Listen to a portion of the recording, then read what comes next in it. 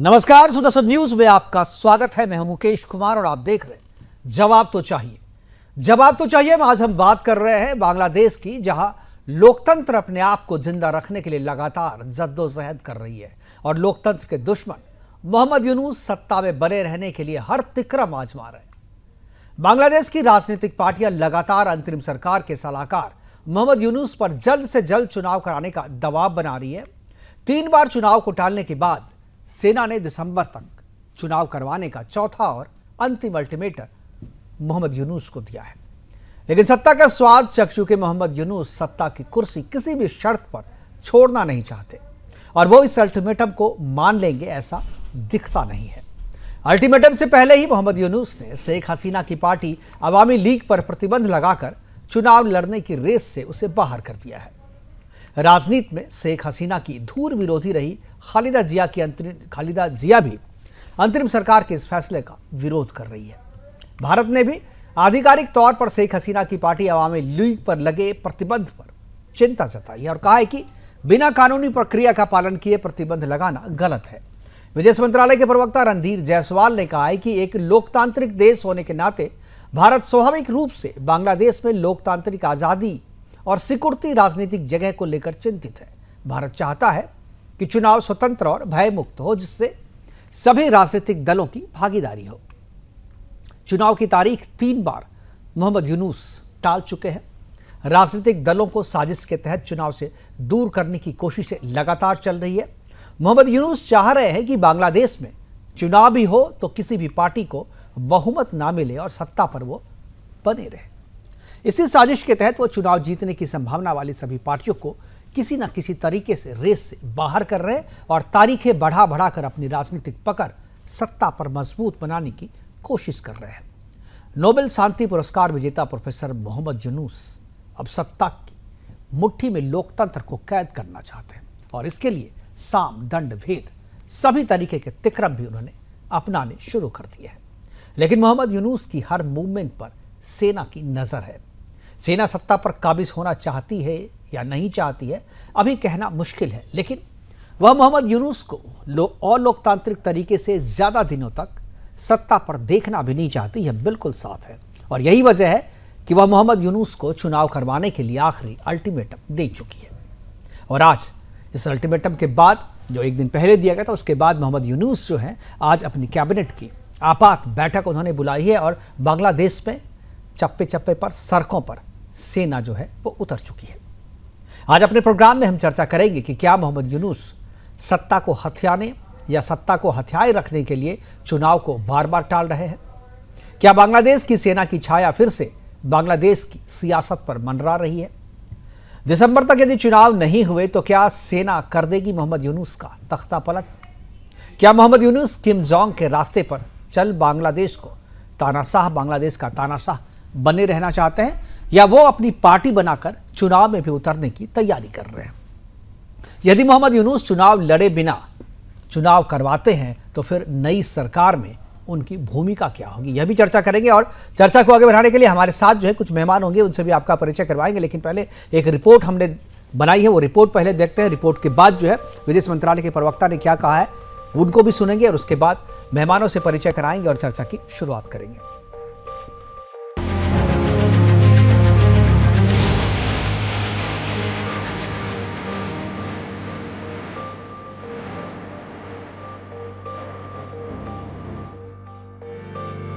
बांग्लादेश में एक बार फिर तख्ता पलट के संकेत मिलने लगे हैं।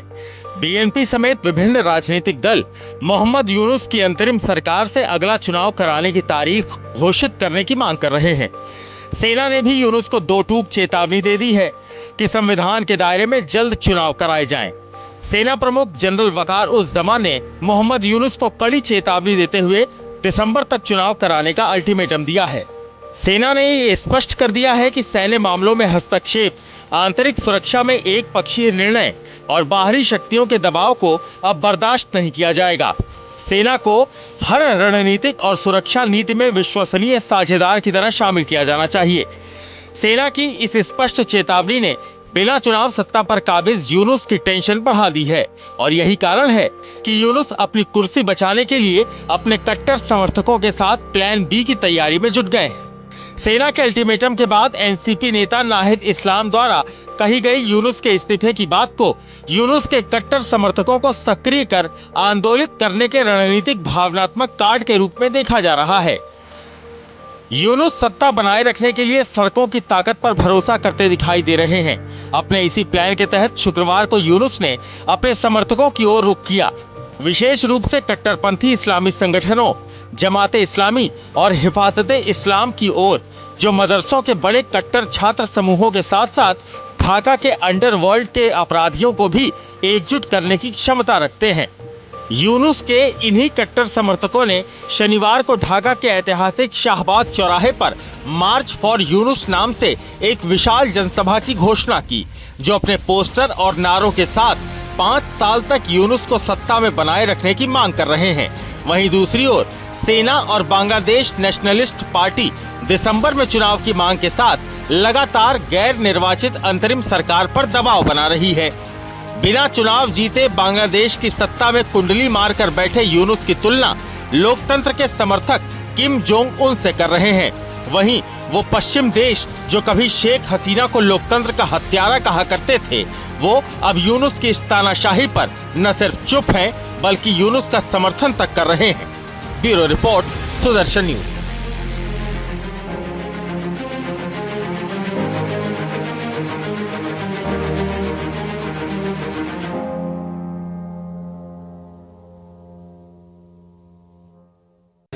जो अवामी लीग पे बैन लगा है वो एक चिंता का विषय है।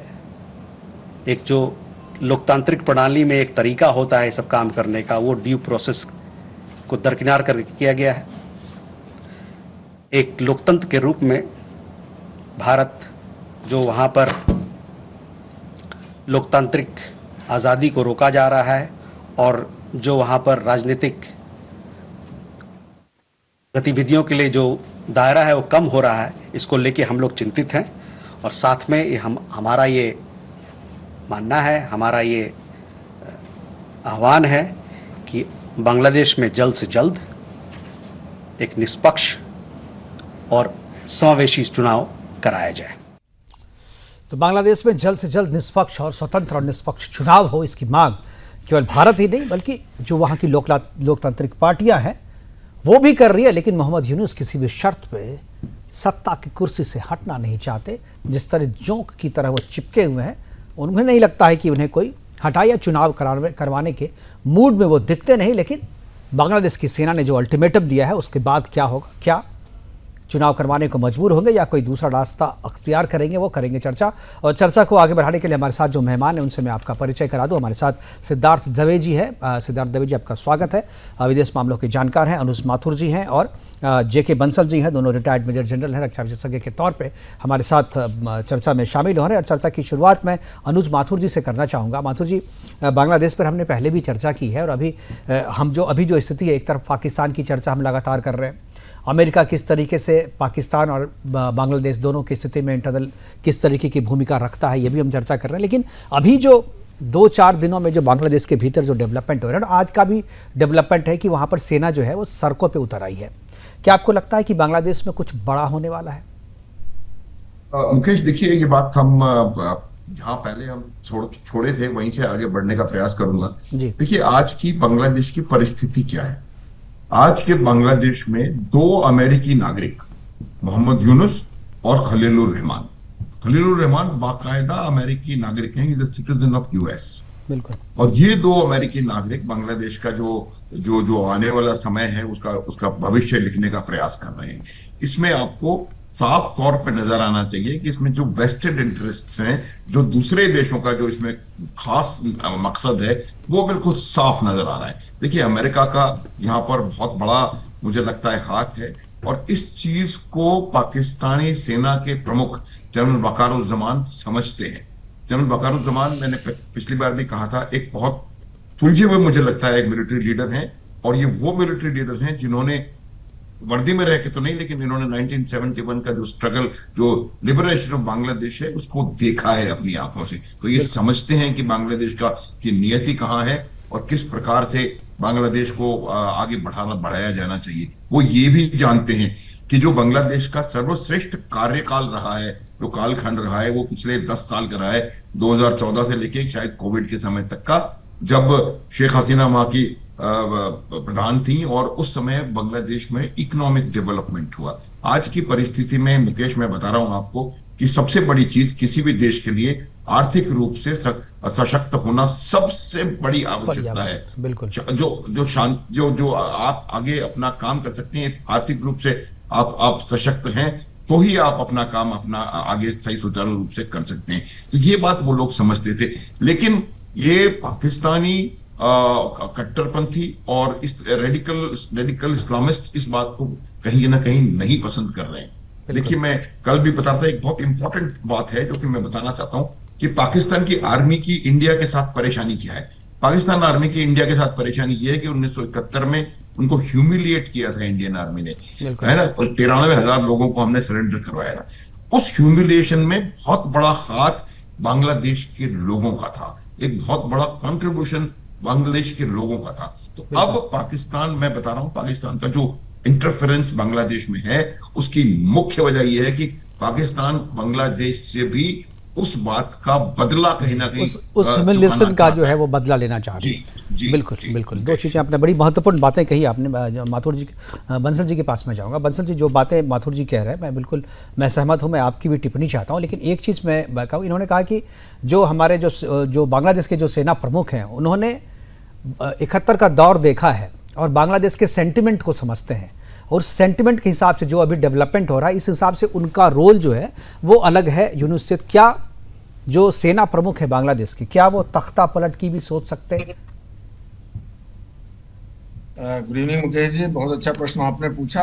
देखिए, जो अगर आप वकारुज्जमान को देखें, जो वहाँ के चीफ ऑफ आर्मी स्टाफ हैं, वो एक नेशनलिस्ट हैं और वो प्रोफेशनल आर्मी के जनरल हैं, और वो चाहते हैं देश के अंदर में लोकतंत्र। अगर उनको जो सत्ता को हत्याना होता या वहाँ पे कब्जाना होता, तो जिस दिन मैंने खुद वो वीडियो देखे थे जब शेख हसीना वहाँ से जा रही थी, भागना पड़ा उसको, तो उन्होंने, शेख हसीना ने गोली चलाने के लिए बोला, तो इन्होंने अपने आदमी को गोली चलाने के लिए मना कर दिया, और मना करने के बाद में बिल्कुल क्लियर कहा था कि भाई हम यहाँ पे एक निष्पक्ष चुनाव कराएंगे, और निष्पक्ष चुनाव कराने के उसमें इन्होंने कभी ये नहीं चाहा, बहुत मौका मिला कि भाई ये सत्ता पे काबिज हों, ये चाहते हैं कि पूरा। हालांकि कुछ लोग ऐसे हैं उनकी सेना के अंदर में भी जो जिन्होंने वो फजलुर रहमान और बाकी जो जनरल हैं, वो उधर से चाहते हैं कि एक यूनुस के साथ मिले। अब प्रॉब्लम सारी यहाँ पे ये आ रही है कि जो कट्टरपंथी हैं, जमात इस्लाम और जो कुछ नेता हैं, उनके चक्कर में आके वो सपोर्ट कर रहे हैं यूनुस को, और यूनुस जो सत्ता को काबिज रहने के लिए उनकी सपोर्ट में लगा हुआ है। जबकि जो है, मुझे बस थोड़ा ये है यहाँ पे टेंशन, चिंता की बात ये है कि जिस तरह से ये सेना के अंदर में भी एक डिवीजन क्रिएट कर रहा है यूनुस, तो हो सकता है कहीं जो थोड़ा गड़बड़। कहीं तो देखिए आप, कई बार ये कोशिश की गई है, कई बार क्या, एक बार तो बिल्कुल कोशिश कर दी गई थी कि जो वकारुज्जमान को ही सत्ता से हटाने का या उनके अगेंस्ट में कूप करने का था, जब ये विदेश गए हुए थे, तो इनको तो बड़ी मुश्किल से कुछ जो है ठीक से इंफॉर्मेशन देने के बाद में, और किसी एक जो वहाँ पे उतरने वाले थे ढाका में, बजाय वहाँ के दूसरी जगह पे इनका उतारा गया था, और उतारने के बाद में बड़ी मुश्किल से उसको बचाया था। अब बात यहाँ पे ये रह जाती है कि ये जो कट्टरवादी हैं, ये कितने जो हैं उसमें अभी कर सकते हैं। जहां तक रहा इस सवाल, ये तो साम दाम दंड भेद से यूनुस तो सत्ता पे काबिज रहना चाहता है। जैसे अमेरिका की बात हो रही है, अमेरिका चीन के पास भी जाता है, कभी चीन के पास जा रहा है, कभी इधर जा रहा है, कभी पाकिस्तान के साथ में जा रहा है, कट्टरवादियों के साथ। मतलब ये किसी भी तरह से उसको सत्ता चाहिए, सत्ता का उसको लग गया चस्का, और वो जो है अपने देश को बर्बाद कर देगा, इकोनॉमी को बर्बाद कर देगा। और एक जो है, अब देखिए क्या होता है कि फौज जो है कितना रोल प्ले कर सकती है यहाँ पे, या इसको कितना सपोर्ट अंदर से मिलता है। तो मजबूरन में अगर कुछ कदम उठाना पड़ा तो वकारुज्जमान, क्योंकि उन्होंने क्लियर कर दिया है, एक तो हमारे काम में दखल ना दिया जाए, दूसरा जो रखाइन कॉरिडोर है वो उसको जो है उसके खिलाफ हैं, वो वहां से रोहिंग्या वाले आ जाएंगे। और तीसरा वो चाहते हैं कि जल्दी से जल्दी चुनाव हो जाए। अब ये जो सारे एक्शन है वो सारे यूनुस कर रहा है, और ऊपर से धमकी दे दी कि मैं जो है रिजाइन कर दूंगा। तो धमकी देने का मतलब ये है कि जो कट्टरपंथी हैं और जो स्टूडेंट हैं उनका समर्थन हासिल करने के लिए सब कुछ किया है। अब जो बीएनपी है वहां पे, बंगाल नेशनल पार्टी, वो कितनी स्ट्रांगली आती है, क्या करती है, ये सारा बड़ा एक जो बिल्कुल। है बड़ा तफरी का बिल्कुल, माहौल एक है। कॉम्प्लेक्स सिचुएशन जो है वो बनता जा रहा है। मैं सिद्धार्थ दवे जी के पास जाऊंगा। सिद्धार्थ दवे जी, 3-4 चीज़ें हैं जो हमारे दोनों रक्षा विशेषज्ञों ने कही। एक बात है, जो चुनाव करवाना नहीं चाहते ये, और कुल मिला के जो कर रहे हैं उससे एक तरीके से टाइम बाय कर रहे हैं कि किसी तरीके से उन्हें समय मिले तो वो सत्ता में फूट कराए और सेना में फूट करवाए। कुल मिलाकर वो लगता है कि सेना अभी जो सबसे बड़ा रोड़ा है वो सेना को मान रही है। सेना में अगर, जैसा कि बंसल जी ने कहा कि सेना में भी वो चाहते हैं कि कू हो जाए, तो सेना में अगर वो कू कराने में सफल होते हैं तो एक तरीके से कहें जो तानाशाह बनने के रास्ते में जो है वो आगे बढ़ जाएंगे, और उसके बाद फिर उनको जो है रोकना जो है बड़ा मुश्किल हो जाएगा।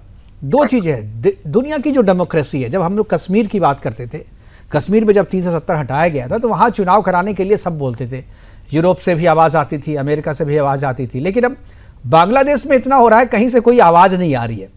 सिद्धार्थ जी, मैं चाहूँगा इन दोनों चीज़ों पर आपकी टिप्पणी हो।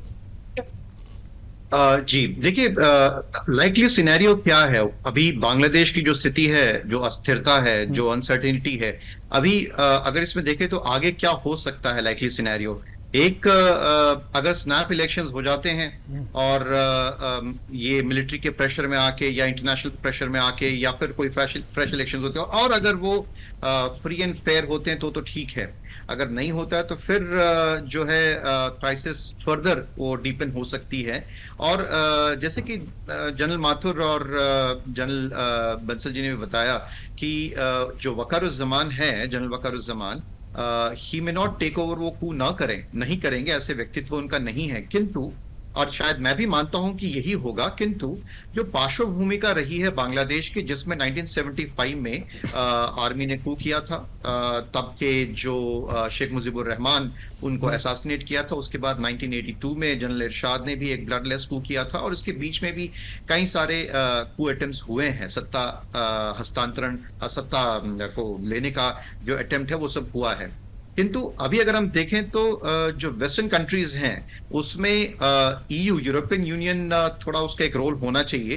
परंतु यूरोपियन यूनियन जो था वो हमेशा से क्रिटिकल रहा है शेख हसीना के, और शेख हसीना का जो गवर्नमेंट रही है वो बहुत एक स्ट्रिक्ट ऑटोक्रेटिक सा उनका एक रूल रहा है। तो कहीं ना कहीं पे यूरोपियन यूनियन के भी जो एक्टर्स हैं वो उसको इसलिए नापसंद कर रहे थे।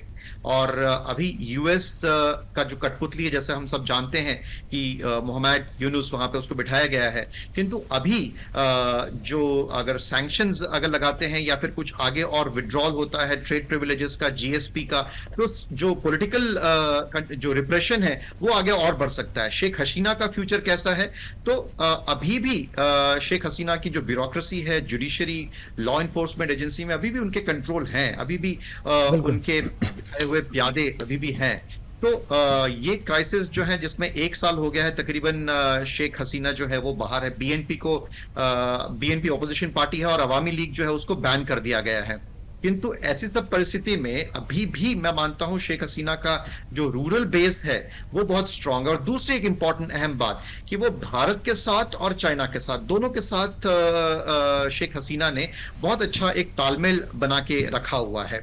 बट की क्या रहेगी, इंपॉर्टेंट क्या रहेगा कि वो जो वेस्ट का प्रेशर है वो उसको कैसे वो मैनेज करती है। और बेसिकली जो उनकी इमेज है, अथॉरिटेरियन इमेज है, जिसमें उन्होंने काफी सारे डिसेंट को क्रैकडाउन किया था, काफी सारे जो विद्रोह हुए थे उसको उन्होंने क्रैकडाउन किया था। तो वो उसकी इमेज से कैसे बाहर आ सकेगी, और अगर फिर से अगर इलेक्शन होता है तब उनका क्या रोल होगा, वो एक बहुत इंटरेस्टिंग विषय हो सकता है। दूसरा, जो इकोनॉमिक प्रेशर अभी हुए हैं और क्या वो बाउंस बैक कर सकती है, तो उस केस में उनको कुछ पॉलिटिकल कंसेशंस भी देने पड़ेंगे कहीं ना कहीं पे, जो पहले नहीं करती थी। जैसे जो हार्डलाइनर्स हैं, जो पॉलिटिकल हार्डलाइनर्स हैं वहां पे, जो रिलीजियस हार्डलाइनर्स हैं, इस्लामिक फंडामेंटलिस्ट हैं, उनको शायद कहीं ना कहीं पे कुछ पॉलिटिकल कंसेशंस उसको देना पड़ेगा। ऐसा अगर तो वो चाहती हैं कि फिर से वो पावर में आए। तो लेकिन उसको ये सब शायद तो ये चीज़ें तब होंगी जब वहाँ पर चुनाव अनाउंस किया जाएगा, जब वहाँ पर चुनाव निष्पक्ष हो, चुनाव आयोग आगे है, या सेना सत्ता अपने हाथ में लेकर के चुनाव करवा दे, जैसा कि पहले भी आगे, चूंकि एक सिचुएशन ये हो सकता है कि सेना सत्ता को अपने हाथ में ले, चुनाव कराए, फिर वो अलग हो जाए, ये चीज़ें हो सकती है। लेकिन शायद जो है अमेरिका ऐसा होने नहीं दे, मोहम्मद यूनुस ऐसा होना ना दे। अनुज जी, आपने कहा कि मोहम्मद यूनुस जो है वो सत्ता में चिपके रहना चाहता है, ये सब हम जानते हैं, लेकिन यूनुस चिपके रहना चाहता है या अमेरिका यूनुस को बनाए रहे देना चाहता है? क्योंकि इसमें अब जब चुनाव अगर हो जाते हैं तो फिर चुनाव के बाद कोई सरकार आ जाएगी तो यूनुस का क्या रोल रहेगा? जो उनकी तो कोई पॉलिटिकल पार्टी है नहीं, ना ही किसी संवैधानिक पद पे वो है, तो वो उसके बाद तो उनकी भूमिका खत्म, या तो बांग्लादेश छोड़ करके वापस अमेरिका चले जाएं, क्योंकि वो अमेरिका के हित को साधने के लिए बांग्लादेश में आए हैं। तो क्या आपको लगता है कि जिस उद्देश्य के लिए यूनुस को किया गया था, तख्ता पलट किया गया था, वो उद्देश्य तो अभी पूरा नहीं हुआ है? तो इसमें खुल करके क्या अमेरिका का रोल हो सकता है फिर से, जिस तरीके से अगर बांग्लादेश की सेना ज़्यादा दबाव डालती है चुनाव करवाने के लिए, तो इस सिचुएशन कहाँ तक भ्रष्ट हो सकता है? मुकेश, देखिए, मेरे को दो तीन बातें इसमें नजर आ रही हैं। देखिए, सबसे पहली बात तो ये है कि एक विश्व पटल पर एक अमेरिका और चाइना के बीच में सुपर पावर राइवलरी बहुत तेजी से चल रही है। इकोनॉमिक राइवलरी चल रही है, स्ट्रेटेजिक मिलिट्री राइवलरी चल रही है, और पूरे विश्व को कंट्रोल करने के लिए ये चाइना और अमेरिका। अब मोहम्मद यूनुस को अमेरिका ने वहां लाके बैठाया, लेकिन मोहम्मद यूनुस ने अपने संबंध चीन और पाकिस्तान से ज्यादा प्रगाढ़ करने शुरू कर दिए, और उन्होंने इनफैक्ट चाइना में जाकर के, आपको सबको पता है, मैं रिपीट नहीं करना चाहता हूं, उन्होंने क्या कहा था नॉर्थ ईस्ट ऑफ इंडिया के बारे में, क्या कहा था कि हम कस्टोडियंस हैं समंदर के, और ये वो ऑल दोज थिंग्स। तो उसका मुझे को लगता है कि वो बात भी अमेरिका को नहीं पसंद आ रही होगी, क्योंकि अमेरिका नहीं चाहता कि बांग्लादेश जो है वो जाकर के सीधा सीधा चाइना के लैप में बैठ जाए, और चाइना उसको अपना, जैसे उन्होंने श्रीलंका या मालदीव में करने का प्रयास किया है, वैसा वहां पर अपना प्रभुत्व जमा ले। ये अमेरिका के स्ट्रेटेजिक इंटरेस्ट में नहीं है। यू कैन रिकॉल, मैंने बताया था पहले भी कि ये जो सेंट मार्टिन आइलैंड है उस पर अमेरिका की नजर लगी हुई है, क्योंकि अमेरिका वहां से, उसका मकसद क्या है, दोनों, चीन और भारत दोनों को कहीं ना कहीं से उसको कंट्रोल करना, कंट्रोल नहीं कहूंगा, उनको नेगेट करना, नजर रखना अपनी तरीके से। बिल्कुल, तो ये मेरा मानना है कि वो इसी प्रकार से, और इसीलिए उन्होंने अपने दोनों लोगों को वहां बांग्लादेश में बना करके बैठाया, लेकिन वो यूनुस साहब जो हैं उनके हाथ से भी निकलते जा रहे हैं। तो जो मुझे नजर आ रहा है आने वाला समय बांग्लादेश का, वो मुझे ऐसा लग रहा है कि वो उनको इलेक्शंस करवाने पड़ेंगे, वरना वापस जनता जो है, आर्मी तो आई गई है सड़कों पे, जनता भी सड़कों पे आएगी, और फिर बांग्लादेश में अराजकता फैलेगी और वहां के हालात बहुत बिगड़ेंगे। तो शायद बांग्लादेश की जनता ही उनको कहेगी कि भाई ये आप टिकट लो, special flight, and please proceed back to US, और फिर इलेक्शंस करवा के करेंगे। एक चीज और मैं बताना चाहता हूं कि जिस प्रकार से उन्होंने अवामी लीग के ऊपर बैन लगाया है, उस अवामी लीग के बैन को जो ह्यूमन राइट्स वॉच करके एजेंसी है, उन्होंने भी बहुत ज्यादा इसकी मजम्मत करी है। और मेरा ये मानना है कि उनको किसी भी राजनीतिक दल पे बैन लगा करके वो अपना जो गलत इंटेंशन है, और शायद वो कहीं ना कहीं ये सिद्ध करना चाह रहे हैं कि भाई वो इस पे बैन लगा देंगे, बीएनपी कुछ कर नहीं पाएगी, अपनी पार्टी फ्लोट करेंगे, या जो भी उनकी इवेंचुअल मंशा है। मेरे को तो ऐसा लग रहा है कि उनकी इवेंचुअल मंशा है कि बिना इलेक्शन कराए आने वाले 5 साल तक, जैसे पोस्टर्स लेके उनके समर्थक सड़कों पे घूम रहे हैं कि 5 साल तक बिना इलेक्शन के इनको रहने दिया जाए, क्योंकि बांग्लादेश जो है आज की परिस्थिति में इलेक्शंस अफोर्ड नहीं कर सकता। तो ये तमाम चीजें मेरे को लग रहा है कहीं ना कहीं ये अपनी सत्ता में बना रहना चाहते हैं। ये अमेरिका के इंटरेस्ट में नहीं है, और अमेरिका इस बात का यकीन, मुझे लग रहा है अब ये अमेरिका इस बात का यकीन करेगा कि ये दोनों अमेरिकन सिटीजन जो है वो वहां से जाएं, और वो प्रयास करेंगे, प्रेशराइज करेंगे कि आप इलेक्शन करवाइए। और आने वाला समय मेरे को लगता है हमें बताएगा कि कम दिसंबर, और फिर शायद उस समय पर इलेक्शन हो जाए। 3 चीजें मैं और बताना चाहता हूं कि उनकी आर्मी की जो फोकस एरियाज है ना, देखिए ये समझना बहुत जरूरी है। जो जनरल वकार जो थे वो चाहते हैं कि लोकतंत्र की बहाली हो, ये उनका बहुत बड़ा फोकस एरिया है। दूसरा फोकस एरिया है कि बांग्लादेश में स्टेबिलिटी बना के रखना। अगर आप पाकिस्तान जैसी फेल्ड स्टेट के साथ अपने रिलेशंस बेहतर करने का प्रयास करेंगे मुकेश, तो ये बिल्कुल निश्चित है कि वो आपका स्टेबिलिटी को कहीं ना कहीं इवेंचुअली इफेक्ट करेगा। तो इसलिए वो चाहते हैं कि उनकी स्टेबिलिटी बनी रहे, और वो स्टेबिलिटी उनके हिसाब से एक पॉलिटिकली इलेक्टेड गवर्नमेंट ही दे सकती है बांग्लादेश को। और तीसरी चीज वो चाहते हैं कि भाई मिलिट्री मैटर्स में आप इंटरफेरेंस ना करें, और वो आर्मी एक सेकंड, और वो आर्मी को प्रोफेशनली बहुत साउंड बना के रख सकते हैं। और वो कैसे करते हैं? वो ऐसे करते हैं कि बांग्लादेश यूएन फोर्सेस में बहुत जबरदस्त कंट्रीब्यूटर है, सेकंड लार्जेस्ट कंट्रीब्यूटर है, और वहां जाकर के रियल सिचुएशंस में बांग्लादेश की आर्मी अपने प्रोफेशनलिज्म को रिफाइन करके कर सकती है। तो इस प्रकार से वो अपनी बांग्लादेश की आर्मी को प्रोफेशनली रिफाइंड रखना चाहते हैं। इन तीनों का ये कहीं ना कहीं इनके साथ टकराव है यूनुस के थॉट्स के साथ, और इसी वजह से बहुत जबरदस्त रिफ्ट मुझे लगता है इन दोनों के बीच में आ चुका है। बिल्कुल। बंसल जी और दवे जी, मैं दोनों तक पहुंचा, बंसल जी के पास। बंसल जी, एक चीज़ हम लोग और भी बोल रहे हैं कि यहाँ बांग्लादेश का जो संविधान है उसके हिसाब से 18 महीने के भीतर जो है चुनाव कराए जाने हैं। अगर 18 महीने के भीतर चुनाव नहीं है तो संविधान में संशोधन करना पड़ेगा। ऐसी स्थिति में अगर मान लीजिए चुनाव नहीं होता तो क्या जो संविधान है बांग्लादेश का उसके हिसाब से राष्ट्रपति शासन का जो प्रावधान है, क्या आपको लगता है कि ये राष्ट्रपति शासन, वहाँ पर तो अभी तो सिचुएशन नॉर्मल है नहीं, तो राष्ट्रपति शासन का मतलब क्या सैन्य शासन समझा जाए या इस तरीके कोई प्रावधान है? देखिए, ये बिल्कुल आपने कहा ठीक। अब ये है कि अगर कुछ समझ आ जाती है और जो बीएनपी पार्टी भी थोड़ा प्रेशर देती है, आर्मी भी प्रेशर देती है, चुनाव हो जाए तो बड़ी अच्छी बात है। अगर चुनाव नहीं होते हैं तो उसमें अब ये डिपेंड करता है कि जो वकारुज़्ज़मान अपना कितना अपनी फौज में अपनी पकड़ बना के रख सकते हैं। फिर इनको जैसे कि कहा पहले दुबे साहब ने ये कहा है, दवे साहब ने, कि वो कुछ दिन के लिए आएंगे और वहां पर अपना चुनाव करा देंगे। लेकिन एक बात जरूर है कि जिसके हाथ में सत्ता लग जाती है, और जब सत्ता का किसी को टेस्ट हो जाता है, चाहे वो कोई भी हो, वो जाना नहीं चाहता। अगर एक बार आर्मी के हाथ में सत्ता आ गई तो वो भी नहीं छोड़ना चाहेंगे। तो अभी देश की भलाई के लिए, बांग्लादेश की भलाई के लिए यही है कि सद्बुद्धि आए जो यूनुस को, और वो चुनाव कराए जिसमें आर्मी भी उसको सपोर्ट कर रही है, बीएनपी भी उसको चाहती है। और जहां तक रहा अवामी लीग को, तो इस चुनाव में इन्होंने खत्म कर ही दिया है, जब जो है उसको बैन कर दिया उसके ऊपर में। और अभी कुछ पकड़ जो है कम हो गई है अवामी लीग की, और जो कुछ हो सकता है, जो शेख हसीना का बेटा है वो कुछ बयान दे रहा है, वो इसमें आ जाए दोबारा, तो ये बात हो सकती है। लेकिन बांग्लादेश के हित में यही है कि जितना जल्दी से जल्दी चुनाव हो जाए। लेकिन क्या हो रहा है कि एक तो कट्टरपंथी जो वहां पर हैं, और जो आईएसआई का वो है, जो इंटरफेरेंस है जमात इस्लाम में, और जो स्टूडेंट्स हैं, स्टूडेंट मूवमेंट्स भी उन कट्टरपंथियों के हाथ में ही है।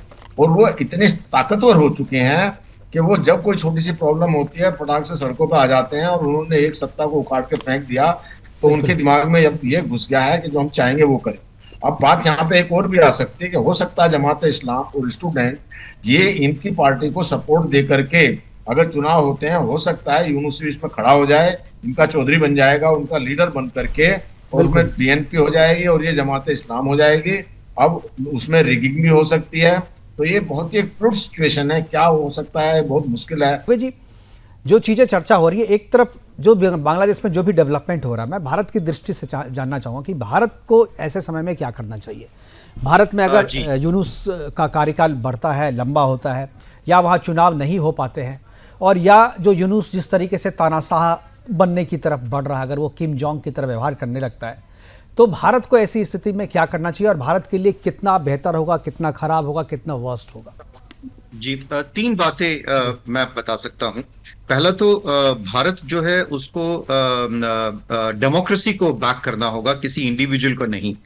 जो भी डेमोक्रेटिक प्रोसेसेस हैं उसको ही हमें सपोर्ट करना है, कोई पर्सनालिटी या फिर चाहे वो बिल्कुल, चाहे वो शेख हसीना हो, चाहे खालिदा हो, चाहे वो बिल्कुल सही कहा। तो एक स्ट्रॉन्ग मैसेज जो भारत की तरफ से जाना चाहिए वो ये है कि Bharat stands with the people of Bangladesh, और उनके जो भी सॉवरेन राइट्स हैं टू डिटरमाइन जो भी पॉलिटिकल फ्यूचर है उसके लिए, ये पहली बात है। और दूसरा जो ऑलरेडी भारत की तरफ से हो रहा है वो है कि एक तरह से क्वाइट डिप्लोमेसी हो रही है, बैक चैनल कम्युनिकेशन हो रहा है, जिसमें पहला तो जो भी इंटरनल टेंशन है वो डीएस्केलेट होगा। वहां पे स्टेबिलिटी होगी, वो भारत के हित में होगा। डेमोक्रेसी और इलेक्शंस होंगे होंगे वो भी भारत के हित में है। और तीसरी बात जो बहुत महत्वपूर्ण है वो ये है कि भारत को जो भी ऑपोजिशन है, चाहे वो बीएनपी है चाहे वो एनसीपी है, उनके साथ डिस्क्रीटली जो है एंगेज करना पड़ेगा, लो प्रोफाइल एक कम्युनिकेशन रखना पड़ेगा और अपने सारे जितने भी डिप्लोमेटिक ऑप्शंस हैं उसको ओपन रखने पड़ेंगे। तो मेरे ख्याल से ये तीन जो है पॉइंट्स जो मैं समझता हूं कि भारत की तरफ से होना चाहिए। और चौथी बहुत महत्वपूर्ण बात कि जो मिलिट्री के सिग्नल्स आ रहे हैं उसको जो है क्लोजली हमें मॉनिटर करना पड़ेगा, क्योंकि वॉलेटाइल सिचुएशन है। अगर तो ये कुछ एस्केलेट होता है और रेफ्यूजी इन्फ्लक्स होता है तो हमारे बॉर्डर्स जो हैं उसको भी हमें एक वॉचफुल मोड में रहना पड़ेगा। और क्योंकि रेफ्यूजी इन्फ्लक्स है उसको हमें रोकना है। और जैसे मैंने पहले बताया कि जो मिलिट्री टू मिलिट्री कॉन्टैक्ट्स हैं, आई एम श्योर वो ईस्टर्न कमांड, जनरल बंसल और जनरल माथुर जी हैं, they are more erudite on this कि किस तरह से military to military contacts specially eastern command जो है वहां पे ये बनाए रखने होंगे। और जो हमारा सॉफ्ट पावर है, स्ट्रेटेजिक सॉफ्ट पावर, उसको भी हमें काम पे लगाना होगा। और मोस्ट इंपॉर्टेंट जो वहां भी जो इन्फ्लुएंस बड़ा है, जैसे जनरल बंसल बता रहे थे कि जमातुल दावा है या हुजी है, ऐसे फैक्शंस के ऊपर कंट्रोल करने के लिए भारत को जो भी बन पड़े वो सब करना होगा। और दूसरा काम जो है चाइनीज का इन्फ्लुएंस, वो हम कैसे कम कर सकें, इसके ऊपर भारत को ध्यान देना होगा। तो ये कुछ 4-5 पॉइंट्स हैं जो मैं समझता हूं कि वो प्रायोरिटी होंगे। बट पहली प्रायोरिटी ये होगी रिस्टोर डेमोक्रेसी, इलेक्शंस जितना हो सके उतना जल्दी से आए, and support the sovereign rights of the people. वहां के लोगों का जो राइट है उसको सपोर्ट करना बहुत आवश्यक है। डेमोक्रेटिक राइट को सपोर्ट करने का स्टैंड जो है भारत को लेना चाहिए, और भारत अभी तक मुझे लगता है कि उसी लाइन पे आगे बढ़ भी रहा है। मैं अपने दोनों रक्षा विशेषज्ञ के पास जाऊंगा, अनुज माथुर जी के पास जाऊंगा। अनुज जी, माथुर जी, मैं एक चीज़, जैसे अगर जो इलेक्शन है वो डिले होता है या यूनुस नहीं करवाते हैं, और अगर स्थिति ये बनती है कि सेना को इंटरफेयर करना पड़ता है, सेना को सत्ता संभालनी पड़ती है, तो ऐसे में मोहम्मद यूनुस तो हाथ पे हाथ धर के नहीं बैठेगा। उसके पास जो शक्तियाँ हैं, उनके पीछे जो शक्तियाँ हैं वो भी इंटरफेयर करेगी इसमें। तो क्या इस तरीके के संघर्ष की स्थिति में भारत को भी हाथ पे हाथ धर के बैठे रहना होगा, या उसको अपनी कोई भूमिका जो है वहाँ पर तय करनी होगी, स्पष्ट करनी होगी कि भारत किसके साथ है, भारत क्या चाहता है? बिल्कुल बिल्कुल मुकेश, देखिए आपको मैं एक बात बताता हूँ। ये जो मिलिट्री टू मिलिट्री कॉन्टैक्ट्स की बात कर रहे थे, हमारा और बांग्लादेश का मिलिट्री रिलेशनशिप बहुत पुराना है। पहली बात तो अभी भी लोग वहां पर ऐसे मौजूद हैं, जीवित हैं, जिन्होंने कंधे से कंधा मिला करके लड़ाई लड़ी है। वो पाकिस्तान के जो बैड इंटेंशंस हैं, कोई भी बता देगा जनरल टिक्का खान ने क्या किया, और उसके बाद उसको भी प्रमोशन दिया था उन्होंने, जैसे मौलाना मुनीर को दे दिया, ये बिकेम गवर्नर ऑफ पंजाब है। तो जस्ट क्या उन्होंने किया था, हमारे कम्युनिकेशन का कॉन्टेक्ट बहुत अच्छे हैं, हमने बहुत लोगों ने कोर्सेज साथ किए हुए हैं, हम लोग ट्रेनिंग से बहुत सारी साथ की हुई है, एक दूसरे को बहुत अच्छी तरह से जानते हैं। ये बात अभी नहीं, जब वहां पर 5 अगस्त में जो हुआ था उस समय भी मैंने यही बात कहने की कोशिश की थी कि एक बहुत बढ़िया चैनल जो है वो मिलिट्री टू मिलिट्री कॉन्टैक्ट का हो सकता है। वहां पर अभी भी मुक्ति वाहिनी के पुराने लोग जो हैं बहुत इंफ्लुएंशियल पोजीशंस में आज भी हैं, तो उनको उनके साथ कम्युनिकेशन बैठाया जा सकता है। लेकिन मेरा ये मानना है बिल्कुल साफ है कि हम किसी भी प्रकार से पाकिस्तान और चीन दोनों में से किसी का भी अनड्यू इन्फ्लुएंस उस जगह पर नहीं आने दे सकते, पहला। दूसरा, हमारी जो वल्नरेबिलिटीज हैं, हमारी वल्नरेबिलिटीज वहां पर जरूर हैं, और उनको हमें पूरी तरह से ध्यान में रखना होगा। कोई इसमें किसी बात का शक हमें नहीं होना चाहिए कि we can't compromise on security. अपना जो हमारी एक वल्नरेबिलिटी चिकन स्नेक और जो ब्रदर्स एज कहता हूं मैं उसको, उसमें है या कहीं भी, उसका हमको देखना पड़ेगा। एक बात मैं आपको बताना चाहता हूं, ये पहले भी मैंने बताई है कि क्या है कि जनरल वकार और पूरा बांग्लादेश, अधिकतर लोग इस बात को समझते हैं। कई लैंड लॉक्ड कंट्रीज होती हैं, बांग्लादेश इंडिया लॉक्ड कंट्री है। बांग्लादेश के चारों तरफ भारतवर्ष है, एक्सेप्ट वो 170 किलोमीटर का रखीन या जो भी है जो म्यांमार का हिस्सा है, वो भी अभी रेबेल्स के कब्जे में है। तो पूरी तरह से इंडिया से घिरा हुआ है, और ये बात मैं बता सकता हूं कि वो लोग समझते हैं। अभी रेडिकल इस्लामिस्ट के उसमें कब्जे में है, इस वजह से वो नहीं समझ पा रहे हैं, लेकिन वो ये बात जानते हैं कि भारतवर्ष से बैर रख के वो इकोनॉमिक डेवलपमेंट नहीं कर सकते। लेकिन माथुर जी, शायद जो बात आप कह रहे हैं, माथुर जी जो बात आप कह रहे हैं, शायद यूनुस भी इस बात को समझते हैं, और इसीलिए चाइना में जाकर के उन्होंने ये बात कही कि जो नॉर्थ ईस्ट के जो स्टेट है वो उनके लिए हम वही। उनका स्टेटमेंट आपके स्टेटमेंट से बिल्कुल उसी परिप्रेक्ष्य में मुझे लगता है कि वो स्टेटमेंट यूनुस ने दिया था। Absolute absolute. बिल्कुल। तो वही मैं कहने का प्रयास कर रहा था आपको। देखिए कि उनको वो उनकी निगाह है, उन्होंने वो जो नॉर्थ ईस्ट ऑफ इंडिया को कहीं ना कहीं हथियाने का आइडिया, उसके ऊपर टेसिट सपोर्ट मोहम्मद यूनुस का है। उनका वो असल में पूरी तौर पे पाकिस्तान की आईएसआई के माइंडसेट के कब्जे में आ चुके हैं। और अभी वो मेरे ख्याल से आप देखेंगे अमेरिका इस बात का यकीन करेगा कि अमेरिका उनको किसी प्रकार से वहां से निकाला जाए या किसी प्रकार से वहां पर डेमोक्रेसी को रिस्टोर किया जाए। ये बहुत आवश्यक है। और वो मैं इसलिए और कह रहा हूं कि बहुत सारे निर्णय, ये अगर आप बांग्लादेश का जो कॉन्स्टिट्यूशन है उसको आप देखेंगे तो बहुत सारे निर्णय इस प्रकार की इंटरम गवर्नमेंट्स नहीं ले सकती है। तो वो अब एक वहां पर सिटीजन्स फोरम है, तो बांग्लादेश सिटीजन फोरम है, इस तरह का कुछ है। वो चाहते हैं कि जो 1972 का सेक्युलर बांग्लादेश का कॉन्स्टिट्यूशन है, हाँ। उसको खत्म कर दिया जाए। उसको ये आइडिया यूनुस को समझ में आ रहा है। और वो हो सकता है कि किसी प्रकार से उसको खत्म करेंगे, फिर राष्ट्रपति का पद खत्म किया जाएगा और सेना प्रमुख को हटाया जाएगा और फिर ये तानाशाह किम जोंग की तरह बन जाएंगे बांग्लादेश में। और वो मेरे ख्याल से बांग्लादेश के लिए, न केवल बांग्लादेश के लिए बल्कि रीजन के लिए बहुत ज्यादा खतरनाक सिचुएशन होगी। मैं उम्मीद करता हूं कि इस प्रकार की सिचुएशन ना आए। मुझे अभी भी पूरी आशा है कि दिसंबर तक इलेक्शंस करने पर ये यूनुस बाध्य होंगे और इनके ऊपर जो प्रेशर है वो डोमेस्टिक प्रेशर आएगा। आज बांग्लादेश डोमेस्टिक प्रेशर और थोड़ा सा इंटरनेशनल पॉलिटिक्स में भी चेंजेज आए हैं, उसका भी असर मुझे लगता है। बंसल जिसमें जब तख्ता पलट हुआ था अगस्त में, उस समय अमेरिका में बाइडेन की सरकार थी, उसके बाद अब आ गए हैं ट्रंप साहब आ गए हैं। तो इससे कोई फर्क पड़ा है बंसल जी? क्या आपको लगता है कि शायद ट्रंप के आने से चुनाव करवाने की बाध्यता जो है वो उस पर ज़्यादा है और चुनाव करवाना ही पड़ेगा इन्हें, यूनुस को? बंसल जी आपकी आवाज़ नहीं आ रही है, अनम्यूट करें अपने आप को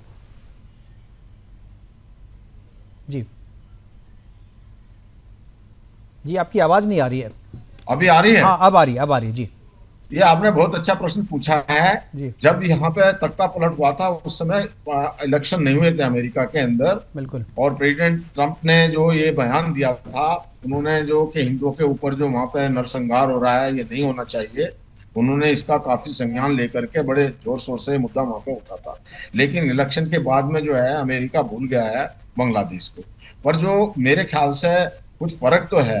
वो जरूर ये कहते हैं कि जो वहाँ का डीप स्टेट है वो कम काम करता है, जो ट्रंप साहब के टाइम में अभी नहीं काम करेगा। लेकिन जो अमेरिका की पॉलिसी है वो ज्यादातर एक कांस्टेंट रहती है। तो अब अगर अमेरिका का इंटरेस्ट रहा तो वो डेफिनेटली जो है अपना इन्फ्लुएंस डालेंगे। अगर इंटरेस्ट नहीं है और डीप स्टेट काम नहीं कर रहा तो शायद छोड़ देंगे। अब बात यहाँ पे बड़ी घूम फिर के ये आती है कि बार बार ये कहा जा रहा है कि हमको भारत को अपना इन्फ्लुएंस डालना है या अपने फेवर में वहां पे जो करना, करें तो करें कैसे? वो इसलिए कि जब तक शेख हसीना थी वो मानती थी। अभी बीएनपी ने भी काफी, उनके साथ में भी हमारे संबंध थोड़ा कम्युनिकेशन शुरू हुआ है। लेकिन यहाँ पे जो वकारुज़्ज़मान है इनके साथ में भारत के संबंध बहुत अच्छे इसलिए भी हुए हैं कि जब इनका तख्ता पलट करने वाला था तो उस समय ये अफ्रीका में थे और अफ्रीका में अपनी पीस कीपिंग फोर्स से मिलने के लिए गए थे। भारत ने उसको फैसिलिटेट कराया था। और जो ये जानकारी भी, इंटेलिजेंस रिपोर्ट भारत ने इनको दिया था कि आपको वहां जाएंगे तो ये तख्ता पलट हो जाएगा, तो इसको बचाया था। तो ये काफी इनका भारत की तरफ स्पेसिफिकली झुकाव है। प्रॉब्लम घूम फिर के यहाँ पर आती है अगर सेना बटी हुई है और जिसको जो है दो फाड़ कराने की कोशिश कर रहे हैं यूनुस जी, और यूनुस जो कट्टरपंथी हैं सेना के अंदर में, जिनको सह है आईएसआई की और पाकिस्तान की, अगर कुछ कोई ऐसा हो जाता है तो बड़ा मुश्किल होएगा। अगर नहीं तो वो नहीं होता है तो दो ही सिचुएशन होंगी कि प्रेशर में आके जो है यूनुस जी करा लेंगे, इलेक्शन करा लेंगे यहाँ पे, और जिसमें सेना का पूरा सपोर्ट रहेगा। और अगर बाय द वे नहीं कराते हैं तो एक जो है जनरल वकार को स्ट्रॉन्ग स्टैंड लेना पड़ेगा और अपने हाथ में सत्ता लेकर के इलेक्शन कराएं, तभी कल्याण हो सकता है।